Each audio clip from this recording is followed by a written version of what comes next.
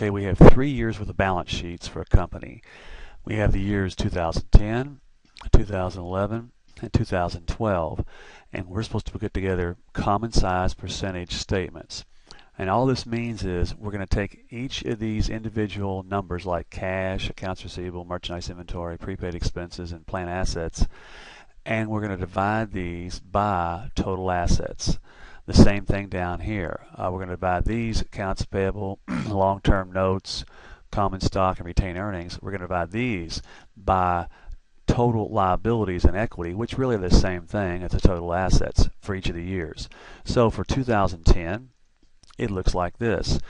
Each of these pieces, this cash, accounts receivable, merchandise inventory, prepaid expenses, and plant assets, were all divided by the 449,900 total assets to come up with these percentages. So it looks like cash is 10% of total assets, accounts receivable is 12.8% of total assets, merchandise inventory is 14.2% of total assets, and these little plus and minus figures are part of the Connect's homework tolerances, in which they will let you count this as the right answer. So we won't get into that any, but just you can just really ignore these pieces. It looks like plant assets is 61.9% of total assets.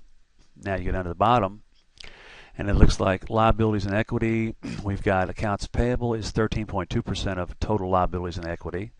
Long-term notes are 21.7% of total liabilities and equity. Common stock is 36.3% of total liabilities and equity. And retained earnings, which is another equity item, is 28.8% of total liabilities and equity. We'll do the same thing for 2011. And I won't go into the details here very much, except to say that when you have 3 years worth of data like we do, and I'll go on and show you the 2012, now you can make some comparisons. You can see that it looks like over the 3 years, the percentage of cash as it is to total assets has gone down. It looks like accounts receivable, the percentage of accounts receivable to total assets has gone up. And it looks like the percentage of total inventory to total assets have gone up.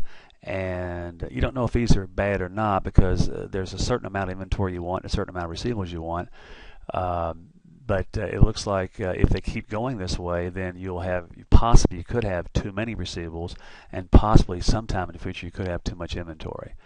Looks like our prepaid expenses are about the same, and it looks like our plant assets to total assets have trended down. Now you go down to here at accounts payable.